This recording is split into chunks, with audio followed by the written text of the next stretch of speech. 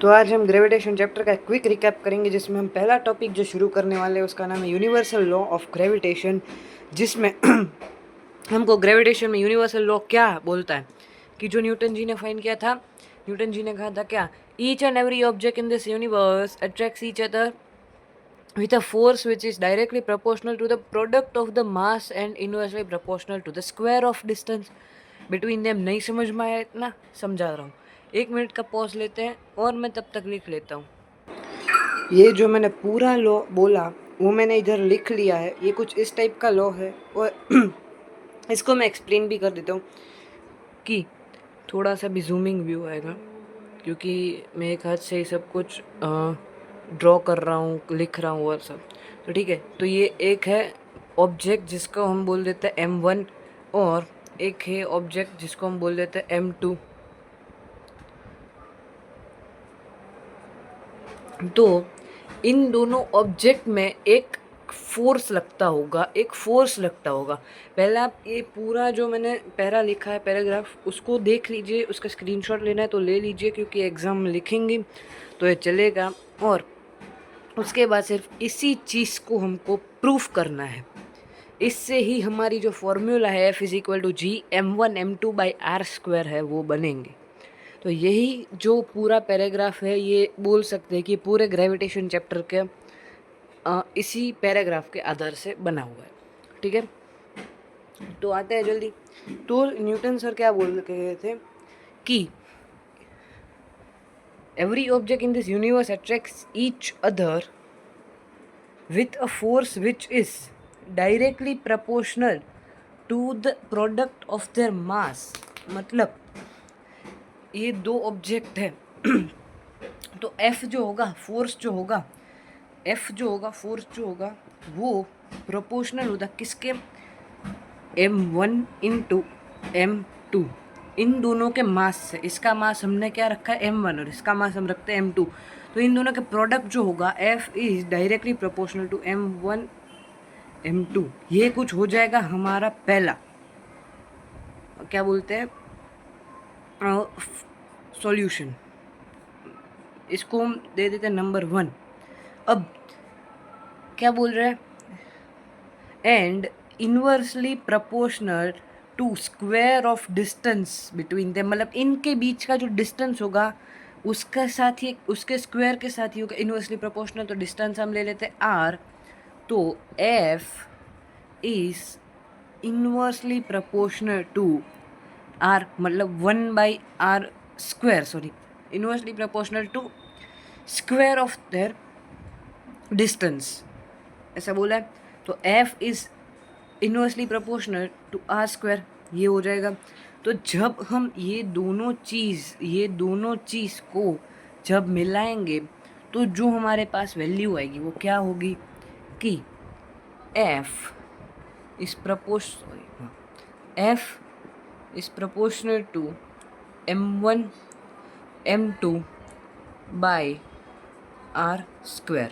ये कुछ हमको मिल जाएगा इससे, जब हम इसको और इसको क्या करेंगे, जोड़ेंगे। क्विक रिकैप है, इसलिए ज़्यादा मैं मैथमेटिकल कैलकुलेशन जल्दी नहीं कर पाऊँगा, तो इस टाइप से। तो फ्रॉम 1 एंड इसको हम दे देते 2 number, from 1 and 2 we get this, ये हमको मिला। ठीक है, तो इसको हम क्या देते थे, रिजल्ट दे देते हैं। ठीक है, ये रिजल्ट अगर गिने तो हमको तो ये पता है कि F is equal to Gm1m2/r²। तो G किधर से आया, हमको यही पता होना चाहिए कि जो कैपिटल G होता है वो एक कांस्टेंट प्रॉपर्टी होती है, यानी कि इसकी जो वैल्यू है वो भी मैं लिख लेता हूँ, जो कि होती है 6.67 इंटू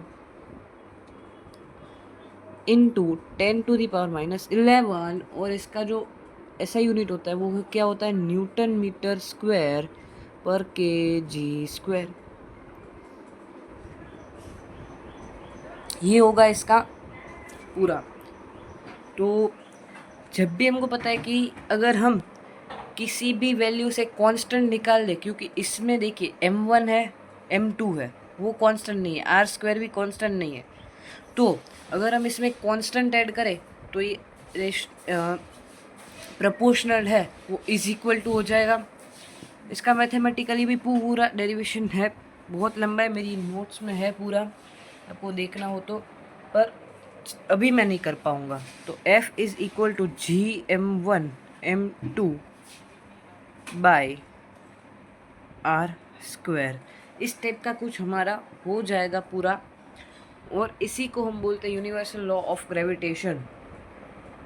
अब इधर मैं कुछ पॉइंट्स बोल देता हूँ कि इधर फोर्स जो होगा ये फोर्स ऑलवेज अट्रैक्टिव फोर्स होगा। उसके बाद जी जो है उसकी वैल्यू ये होगी 6.67 इंटू 10⁻, इधर पॉइंट शायद नहीं दिख रहा होगा, मैं थोड़ा कर देता हूँ, 6.67 इंटू 10⁻⁻11 न्यूटन मीटर स्क्वायर पर केजी स्क्वायर होगा। और जी जो है वो एक स्केलर क्वांटिटी होगी, स्केलर क्वांटिटी होगी, ठीक है, मतलब ये कभी भी चेंज होगी नहीं, ये एक कांस्टेंट ही होगी और स्केलर क्वांटिटी होगी। ये 2 पॉइंट याद रखने हैं, रखने ही है। तो ये हो गया हमारा यूनिवर्सल लॉ ऑफ ग्रेविटेशन। ये है Kepler's law of planetary motion का पहला लॉ। जो इसमें क्या बोलते हैं कि all the planets revolve around the sun in an elliptical way. Elliptical way मतलब ये एलिप्स है, इस शेप को बोलते हैं एलिप्स। ये साइड में मेरी नोट्स भी है, इसके भी मैं फ़ोटोज़, मतलब नोट्स को मैं लास्ट में दिखा दूंगा, आप इसका भी स्क्रीनशॉट ले सकते हैं। पहले हम इधर देख लेते हैं। तो इस शेप को बोलते हैं ELLIPSE, एलिप्स। और इसका जो ये वे होता है पूरा, जिसमें ये प्लैनेट जो है वो इधर होगा कुछ, तो ये जो इस वे में ट्रैवल करेगा इसको बोलेंगे elliptical way. Okay, and sun is located, इस सन थोड़ा खराब दिख रहा है, and sun is located at one of its foci. Foci मतलब क्या, ये जो इलिप्स होता है उसमें ये 2 फोकाई होते हैं, इसमें कोई सेंटर पॉइंट नहीं होता, होता है सेंटर, पर हम 2 फोकाइज लेते हैं इलिप्स में। मतलब इसमें एक खास बात ये होती है कि आप फोकाई से कोई भी साउंड वेव या कुछ भी कभी भी पास करेंगे कोई भी साइड में, तो ये टकरा के दूसरे फोकाई पे पहुंचेगी, किधर भी ऐसे ऐसे ऐसे ऐसे किधर भी घूम के दूसरे फोकाई पे वो जाएगी, ठीक है। तो इसमें क्या बोल रहे हैं कि अगर प्लैनेट जो है वो कुछ इस इलिप्टिकल वे में रिवॉल्व कर रहा है तो सन जो है वो इधर या फिर इधर होगा, तो इसको हम बोल देते सन, सॉरी हाँ, इसको हम बोल देते दोनों को सन। इन दोनों में से कोई भी एक जगह हम इधर रखते तो इधर निकाल लेते, इधर ऐसे ही फूका है। तो सब प्लैनेट्स के लिए होगा, हाँ सब के लिए होगा। अगर किसी प्लैनेट का इलिप्टिकल वे ऐसा है, अगर प्लैनेट ऐसे घूम रहा है तो इसका फोकाई इधर और इधर आएगा, तो सन इधर हो गया। ऐसा कुछ है तो इधर और इधर आ जाएगा। तो मतलब हर एक प्लैनेट के लिए ये चीज़ है, ठीक है। ओके, नेक्स्ट लॉ जो है हमारा लॉ ऑफ पीरियड्स, उसकी ओर बढ़ते। लॉ ऑफ ऑर्बिट्स में इससे ज़्यादा कुछ है ही नहीं, इसको सिर्फ आपको थोड़ा सा पैराग्राफ वाइज लिखना है बड़ा करके, और ये इस टाइप का आपको एक अच्छा वाला फिगर ड्रॉ कर देना है। इधर सन दिखा देना है, इधर प्लेनेट दिखा देना है, और कुछ इस तरीके से कर देना है, ठीक है। इधर सन, ठीक है। लॉ ऑफ पीरियड्स जो है ये कुछ इस टाइप से होगा, जिसमें हमको क्या बोल रहे हैं कि the square of time period of revolution for any planet is directly proportional. ये जो साइन है जो कि हाफ इन्फिनिटी की जैसे दिख रही है, इसको बोलते हैं प्रोपोर्शनल की साइन। लिख लेता हूँ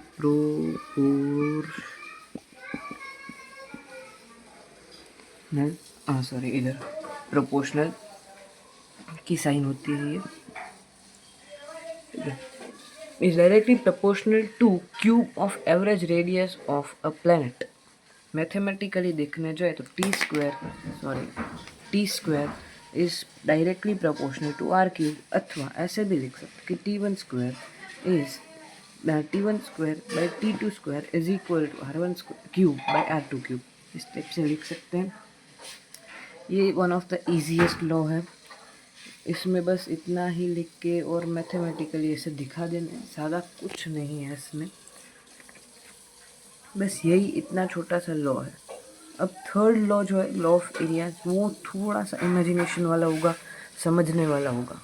ये सारे लॉस जो पहले हमने दोनों पढ़े वो ऐसे थे कि ये हम मैथमेटिकली या फिर ऐसे करके भी समझ सकते हैं। थर्ड लॉ में थोड़ा सा इमेजिनेशन चाहिए। जो केपलर का थर्ड लॉ है, लॉ ऑफ एरियाज, वो कुछ इतना बताता है कि the line joining planet and the sun sweeps out equal area in equal interval of time. मतलब ये अगर मैं इस टाइप का एलिप्स ड्रॉ करूँ और इधर मैं लिख लूँ ए डैश, इधर मैं लिख लूँ बी डैश, इधर मैं लिख लूँ ए और इधर मैं लिख लूँ बी, और ये सन मानूँ तो इधर ये SUN, सॉरी सन अब प्रॉपर। तो इधर क्या होगा कि ये जो एरिया है, ये जो एरिया है और ये जो एरिया होगा, इधर से ऐसे और इधर से ऐसे, ऐसे कुछ, हाँ ऐसे समझ। हाँ तो ये जो एरिया होगा, अब मैंने ड्रॉ कर लिया, ये जो एरिया होगा ये पूरा, मतलब ये कुछ ऐसा ट्रायंगल टाइप का कोई शेप है, शायद तो ट्रायंगल ही, पर इसमें थोड़ा कर्व है।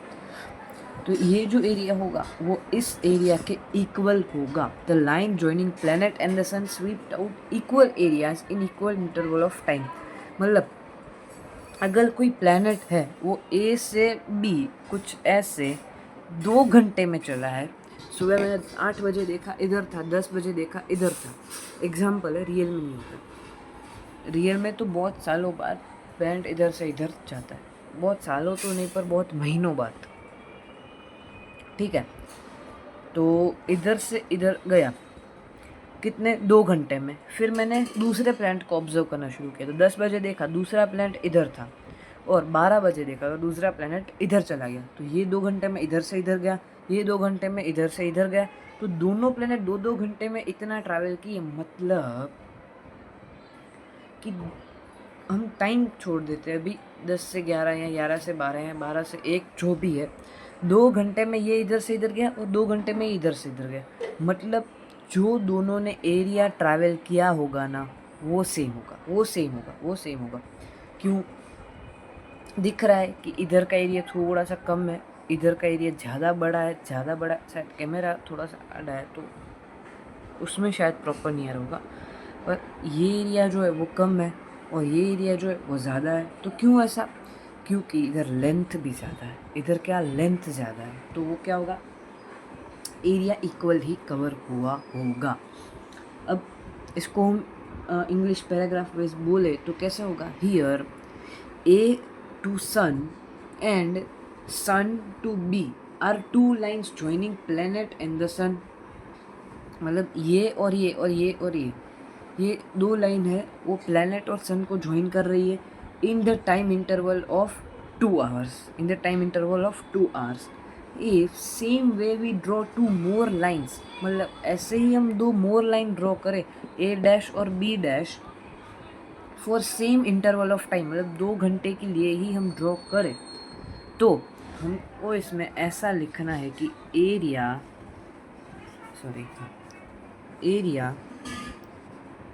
ऑफ सन की जगह हम S लिखेंगे, ASB, मतलब इतना इतना इतना इतना जो है इज इक्वल टू एरिया